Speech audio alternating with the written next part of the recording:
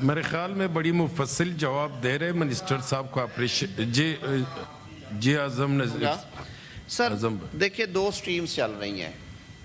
جب ہم بات کرتے ہیں بھرتیوں کی تو ظاہر ہے یہ اختیار نہ میرا ہے نہ آپ کا ہے نہ میرے فاضل دوستوں کا ہے. ایک میکنزم ہے اس کے تحت ہونی اور اچھی بات ہے. آج سے 20 سال پہلے زبانی احکامات پہ بھی بھرتی ہوتی تھی. اب اخبار اشتہار دینا بھی شرط ہے.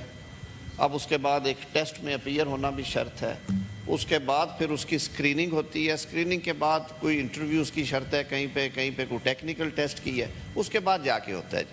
اب یہ ٹیئر 1 جو ہے ہمارے پاس وہ سی ایس ایس کا ہے. اور نیچے آتے جو کلیریکل سٹاف ہے یا ایون جو درجہ چہارم کا سٹاف ہے اس کے لیے بھی کچھ میکنزمز ہیں اور یہ اچھی بات ہے. سر سیٹس کی ایلوکیشن ہوتی ہے جب اوپن میرٹ پہ ہو تو وہ ہر کوئی کمپیٹ کر سکتا ہے. مرکز میں بھی اوپن میرٹ کے ساتھ ساتھ صوبوں کی سیٹس ہیں, لیکن انفارچونیٹلی کئی دفعہ یہ ہوا کہ کچھ سیٹیں منارٹیز کی کہہ لیں یا ڈسیبلز کی کہہ لیں یا کسی ایسے علاقے جو کہ ویسے اتنے زیادہ ترقی یافتہ نہیں ہیں, وہاں پہ سیٹیں خالی رہ جاتی ہیں. وہ پول میں جمع رہتی ہیں, وہ ضائع نہیں ہوتی.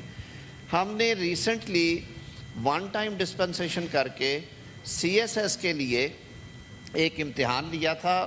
سینیٹر دھنیش کمار کو یاد ہوگا, اس کے لیے ہمیں لیجسلیشن بھی کرنا پڑی تھی. اور اس امتحان میں جو تقریباً 100 سے زائد سیٹس خالی تھی, ہماری جو اقلیتی برادری کے مختلف سیگمنٹس ہیں ان کی مقابلے کے امتحان کے لیے وہ فل نہیں تھی ہو رہی. وہ 5 سال ان کو عمر کی بھی رعایت دی گئی اور ان کے لیے اسپیشل ارینجمنٹس کر کے امتحان لیا گیا.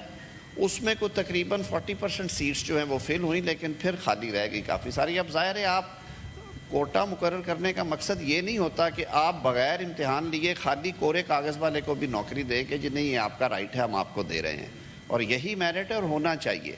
میں وزیر اعظم کی اس بارے میں گواہی دے سکتا ہوں کہ انہوں نے پنجاب میں وزیر اعلیٰ ہوتے ہوئے جس مشن کا آغاز کیا تھا کہ بھرتیاں میرٹ پہ ہوں گی, چاہے وہ سکولز میں ہوں, چاہے وہ پولیس میں ہوں, چاہے وہ محکموں میں ہوں, آج بھی اس پہ کھڑے, پوری سختی سے کھڑے ہیں.